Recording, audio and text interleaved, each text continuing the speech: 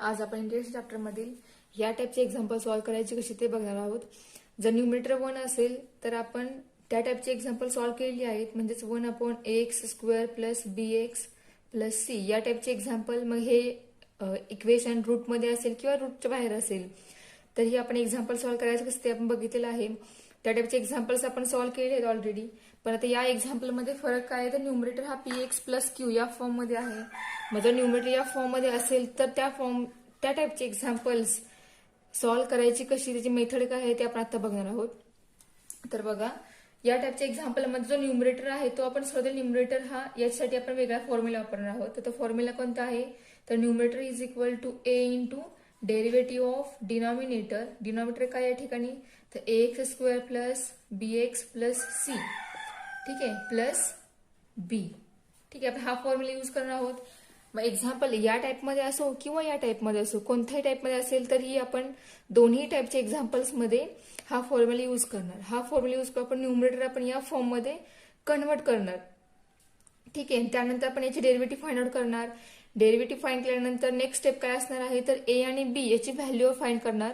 तर a आणि b ची व्हॅल्यू फाइंड केल्यानंतर ती व्हॅल्यू आपण ज्या ठिकाणी आपण डेरिव्हेटिव्ह फाइंड करतोय, म्हणजे आपली नेक्स्ट स्टेप बघा काय येईल या स्टेप नंतर 2ax प्लस b याची डेरिव्हेटिव्ह काय आली तर 2ax प्लस b प्लस हा कॅपिटल B. ठीक आहे, तर आपण a आणि b हा आपण याच्यानंतर फाइंड करणार आहोतच. तो करायचा कसं हे आपण ऍक्च्युअल एक्झाम्पल मध्ये बघूयात.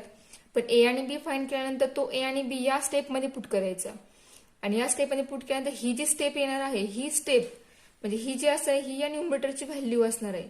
मग ती व्हॅल्यू या आपल्या एक्झाम्पलमध्ये पुटअप करून आपले एक्झाम्पल जे असेल ते त्या ठिकाणी सॉल्व्ह करायचं. ठीक आहे, फक्त म्हणजे आपल्याला या ठिकाणी हा फॉर्म्युला यूज करायचा आहे. मग एक्झाम्पल या फॉर्ममध्ये असेल किंवा या फॉर्ममध्ये असेल, मग पुढची जी मेथड आहे ती मेथड जी आहे ती आपण ऍक्च्युअल एक्झाम्पलमध्ये बघूयात की मेथड कशी आहे आणि एक्झाम्पल सॉल्व्ह करायची कशी ते. ठीक आहे, पण आपला हा जो फॉर्म्युला हा फॉर्म्युला फक्त लक्षात ठेवा की न्यूमरेटर इज इक्वल टू, बघा, numerator is equal to a into derivative of denominator into plus b. हा फॉर्म्युला पाठ करायचा आणि ह्या फॉर्म्युलासह आपण हे एक्झाम्पल्स सॉल्व्ह करणार आहोत. तर बघा, आपण एक 3.2c हा सुरू करूयात. त्यामधील क्वेश्चन 1 आहे इव्हॅल्युएट. त्यामधील फर्स्ट एक्झाम्पल आहे integration of 3x plus 4/x² plus 6x plus 5 with respect to x. आता हे एक्झाम्पल त्या फॉर्ममध्ये आहे की न्यूमरेटर हा 3x प्लस 4 असा आहे आणि डिनॉमिनेटरला एक इक्वेशन दिलेलं आहे ऑर्डर 2चं. आता हे एक्झाम्पल सॉल्व्ह करायचं आहे. सुरुवातीला आपण let I equal to integration of 3x plus 4 upon x² plus 6x plus 5 with respect to x. ह्याला आपण आय कन्सिडर केलेला आहे. आता फॉर्म्युला यूज करूया आपण. तर फॉर्म्युला कोणता, न्यूमरेटर जो असेल तो numerator means 3x plus 4 is equal to a into derivative of denominator d upon dx of x² plus 6x plus 5 plus b. So a into derivative of denominator काय येईल तर derivative of x² is 2x plus derivative of 6x is 6 plus b 3x plus 4. तर ही step आहे. या स्टेपमध्ये आपल्याला put करावं लागणार आहे. a आणि b ची येणारी व्हॅल्यू आहे. तर आपण a आणि b ची व्हॅल्यू फाइंड करूया. व्हॅल्यू फाइंड करायचं आपल्याला a ने मल्टिप्लाय करावं लागेल. तर बघा 2ax plus 6a plus b हे आपल्याला इक्वेशन मिळाले. तर आपल्याला ह्या दोन्ही साईड कम्पेअर करायच्या आहे. तर कम्पेअर करायसाठी आपल्याला x ला मल्टिप्लाय टर्म आणि कॉन्स्टंट ह्या दोन टर्म या ठिकाणी वेगळ्या करायच्या आहेत. तर बघा 2ax ही एक टर्म झाली आणि 6a प्लस b ही कॉन्स्टंट टर्म ही एकत्र करायची. म्हणजे 3x प्लस 4 इक्वल तुम्हाला मिळाला 2ax plus 6a plus b. आता आपण या ठिकाणी कम्पेअर करूया. सो कम्पेअरिंग कोइफिशियंट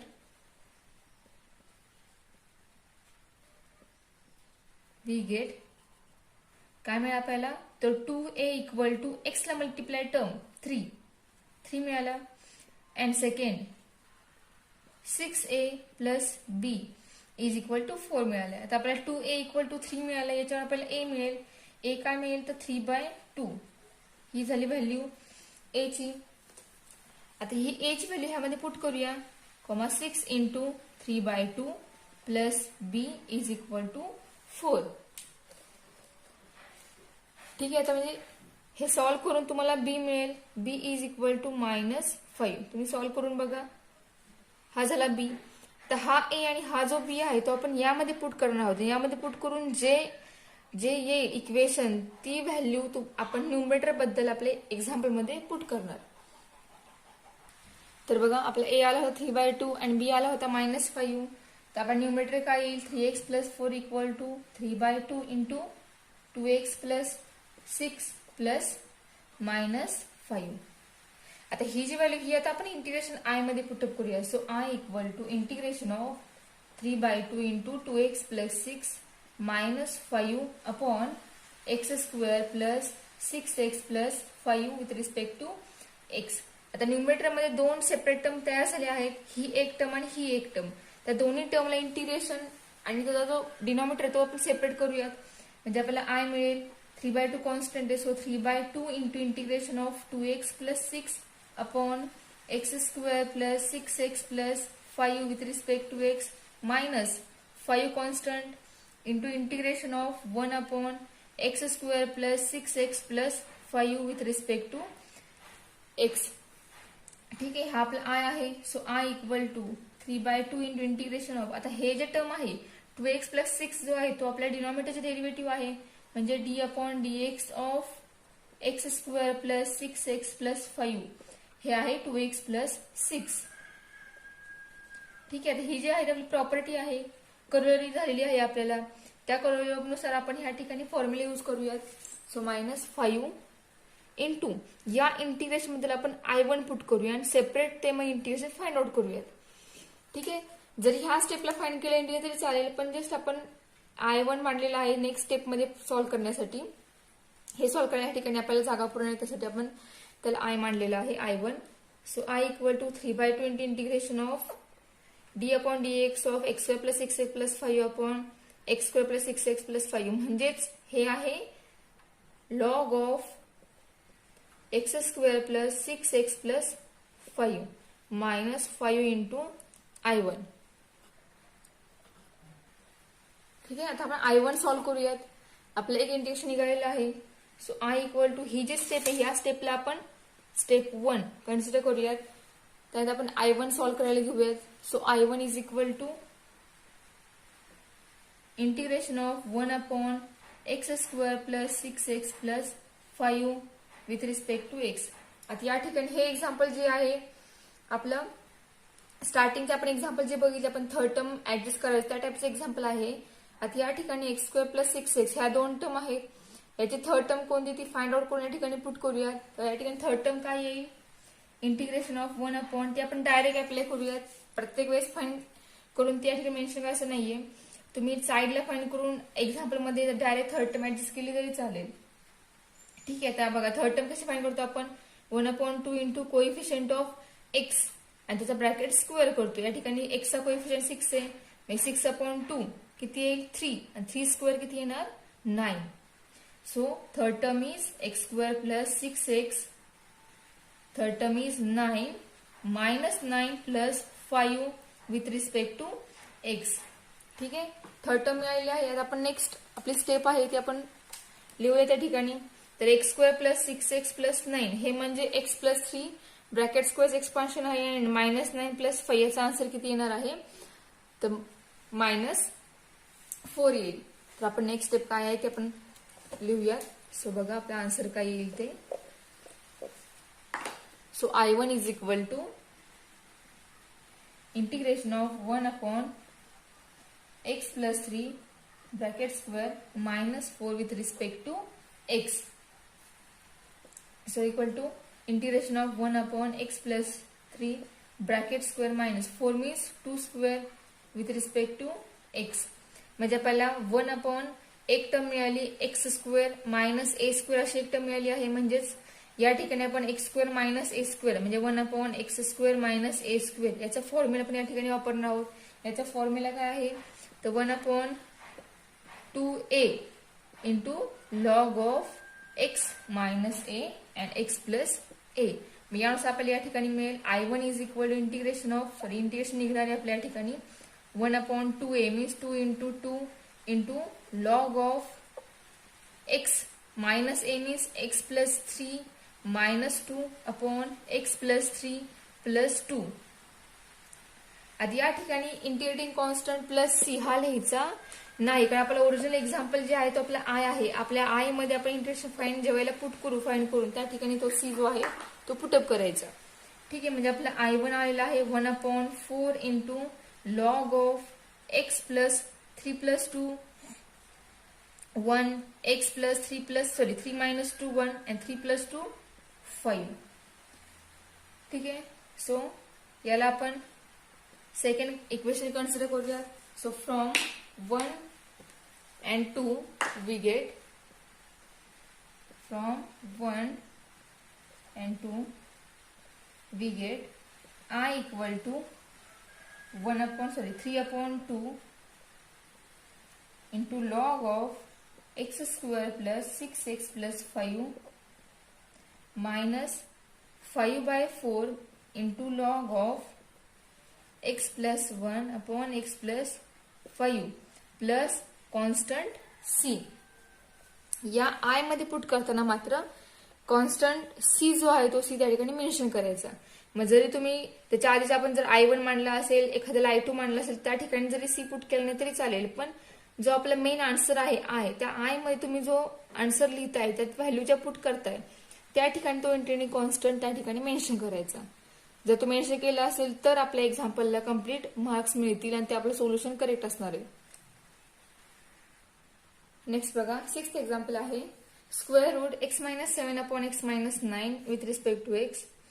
सो त्याला आपण आय कन्सिडर केलेलं आहे. आता नेक्स्ट स्टेप आपल्याला सॉल्व्ह करायचं. हे थोडंसं वेगळं एक्झाम्पल आहे. अशा टाईपच्या एक्झाम्पलमध्ये काय करायचं, तर आपल्याला या ठिकाणी एक तर डिनॉमिनेटरला रूट हवं आहे किंवा डिनॉमिनेटरला एक इक्वेशन हवं आहे आणि न्यूमरेटर हा px प्लस क्यू या फॉर्म मध्ये हवा आहे. तर आपल्याला जी मेथड आपण आता बघितली मेथड आपल्या या ठिकाणी वापरता येईल.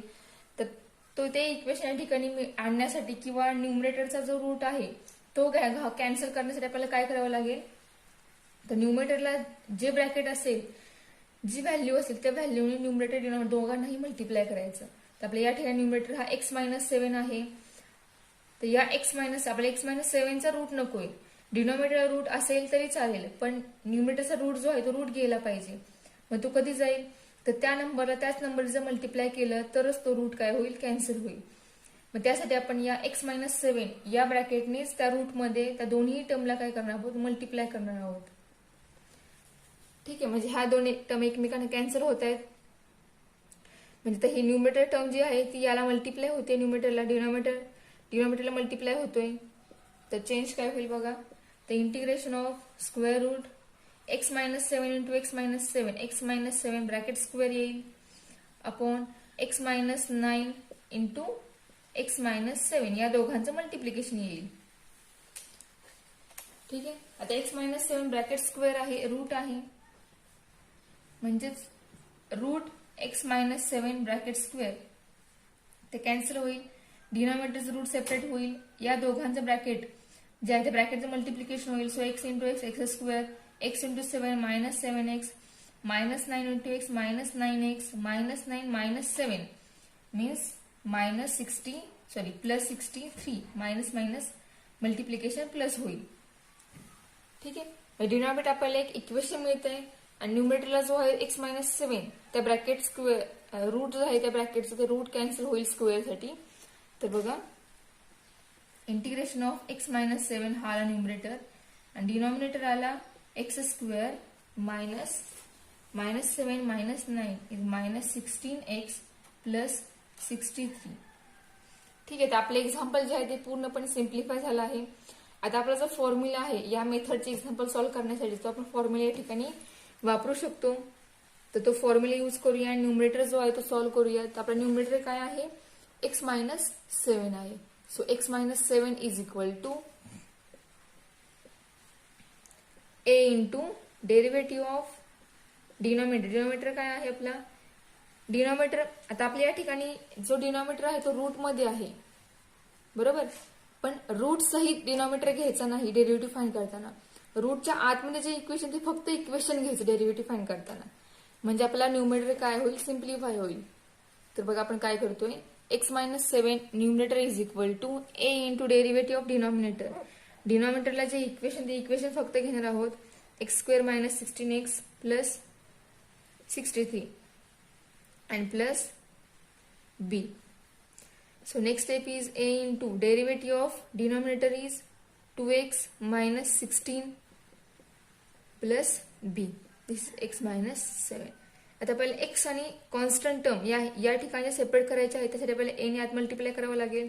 So we get 2ax minus 16a plus b. So x minus 7 is equal to 2ax minus into bracket आपल्याला मल्टिप्लाय एक्स टर्म ही सेपरेट ठेवायची आहे आणि कॉन्स्टंट टर्म सेपरेट ठेवायची आहे. आपल्याला कम्पेअर करायचे हे दोन्ही टर्म त्यासाठी. सो आपण यातून मायनस एन कॉमन काढतोय. सो 16a मायनस बी असं हे ब्रॅकेट होईल. 16a मायनस होता तो पॉझिटिव्ह होईल आणि बी हा पॉझिटिव्ह होतो निगेटिव्ह होईल. ठीक आहे. So comparing coefficient we get x multiply term काय येईल 2a is equal to 1 and दोन्ही टर्म निगेटिव्ह आहे तेव्हा मायनस एन येणार नाही. फक्त 16a minus B equal to 7 अशा टर्म येतील. आता आपल्याला 2a याच्यावरून a मिळेल. a ची व्हॅल्यू येईल 1/2. आता तो a आपण या ठिकाणी पुटअप करूया म्हणजे आपल्याला b ची व्हॅल्यू मिळेल 16 into 1/2 minus b equal to 7. आता हे तुम्ही सॉल्व्ह करून बघा तुम्हाला बी ची व्हॅल्यू मिळेल. बी येईल पॉझिटिव्ह 1. हा आला आपला बी. म्हणजे ए आणि बी मिळाला. आता हा ए आणि बी जो आहे तो आपण या स्टेपमध्ये पुट करणार आहोत. ठीक आहे. So from equation star we get x minus 7 is equal to a. a means 1/2 into 2x minus 16 plus 1. ही जी आलेली आहे ती आली आपल्या न्यूमरेटरची व्हॅल्यू. न्यूमरेटर आपला काय आहे x minus 7. याची व्हॅल्यू आली ही. आता पुट अप करूया आय मध्ये. So I become I equal to integration of 1/2 into 2x minus 16 plus 1 upon square root x square minus 16x plus 63 into dx. ठीक आहे. आता जो आहे न्यूमरेटर तो पूर्णपणे त्या ठिकाणी दोन टर्म आहेत. त्या दोन टर्म नुसार आपण या ठिकाणी डिनॉमिनेटर सेपरेट करू शकतो. तर बघा I equal to integration of 1/2 constant integration बाहेर निघेल 2x minus 16 upon square root x square minus 16x plus 63 dx plus integration of 1 upon root x square minus 16x plus 63 with respect to x. ठीक आहे. आता आपण हे solve करूयात. तर बघा या ठिकाणी 2x minus 16 upon x square minus 16x plus 63 जो डिनॉमिनेटरला इक्वेशन आहे ते इक्वेशन जे आहे त्या इक्वेशनचे डेरिव्हेटिव्ह हे न्यूमरेटरला आहे. ठीक आहे. पण डिनॉमिनेटरचं इक्वेशन हे रूट मध्ये आहे. मग ज्या वेळेला डिनॉमिनेटरचं इक्वेशन हे रूट मध्ये असेल आणि त्याचे डेरिव्हेटिव्ह ही न्यूमरेटरला मल्टिप्लाय असेल तर अशा टाईपचे डेरिव्हेटिव्ह इंटिग्रेशन हे काय येतं तर 2 into root f of x एवढं येतं. आपली करोलरी आहे ही. तर त्या करोलरीनुसार आपण याचं डायरेक्ट आन्सर लिहिणार आहोत. तर बघा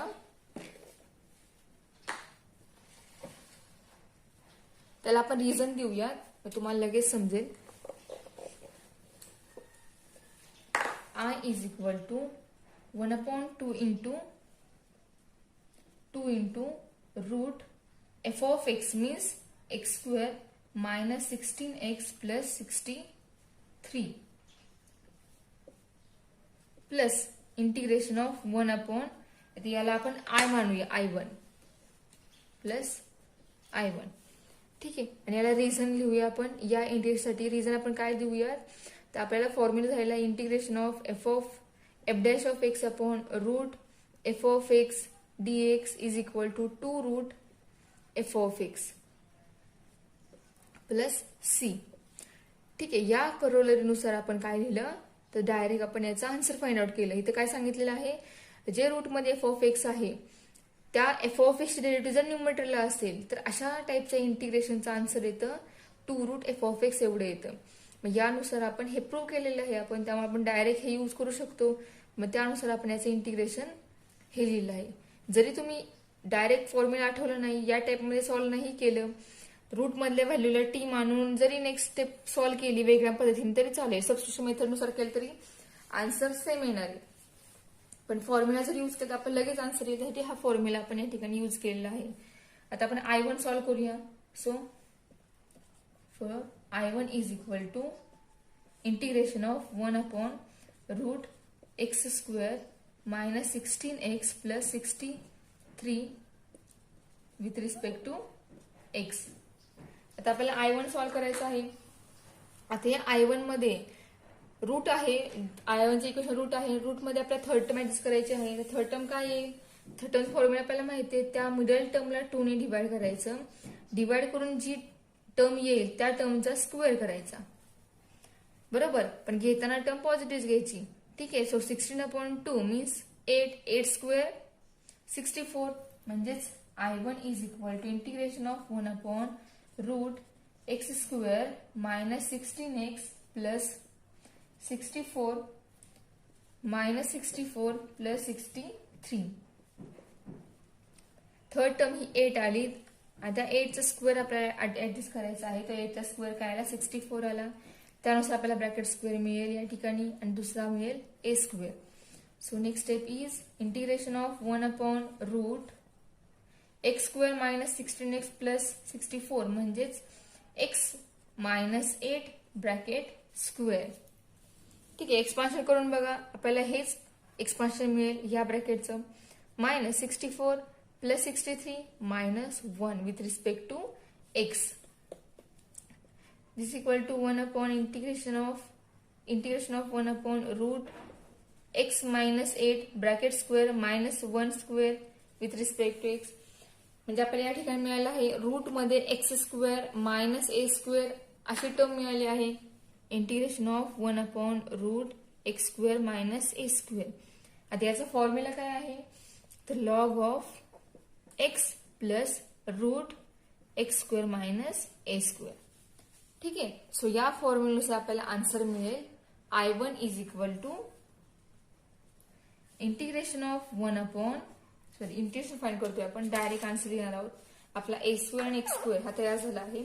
so I1 equal to log of x म्हणजे ही पूर्ण टर्म आहे, x मायनस 8 प्लस √x² म्हणजेच x minus 8 bracket square minus 1² with respect to derivative काढली आपण, इंटिग्रेशन काढलेलं आहे. So log of x minus 8 plus, तर हे जे रूट आहे x minus 8 bracket square minus 1², हे म्हणजेच काय, ते पूर्णपणे आपलं हे इक्वेशन आहे. यामध्ये आपण थर्ड टर्म ऍडजस्ट करून ही पूर्ण इक्वेशन सिम्प्लिफाय केल्यानंतर आपल्याला हे मिळालं आहे. सो आपण रिव्हर्स प्रोसेस करून आपण या रूट बद्दल डायरेक्ट आपण हे इक्वेशन पुट करणार, म्हणजे आपला आन्सर आहे log of x minus 8 plus √x² minus 16x plus 63 हा झाला आपला I1. ठीक आहे. कारण हे जे आपण तयार केलं आहे x² आणि a² हा आपण या इक्वेशन वरूनच तयार केला आहे. त्यामुळे ज्या वेळेला आपल्याला फॉर्म्युला अप्लाय करून आन्सर मिळेल त्या आन्सरमध्ये पुन्हा हे रूट म्हणून रूट मधला x² मायनस a² म्हणजेच हे इक्वेशन आहे हे रिप्लेस करायचं. ठीक आहे. सो आता आपण या I1 ला सेकंड इक्वेशन कन्सिडर करूयात. आणि जो आपला I होता इथे त्याला आपण 1 कन्सिडर केलं नाहीये, याला आपण 1 कन्सिडर करूया. सो फ्रॉम 1 and 2 त्या दोन्हीवरून आपण डायरेक्ट आपलं आन्सर लिहूयात. ठीक आहे. So from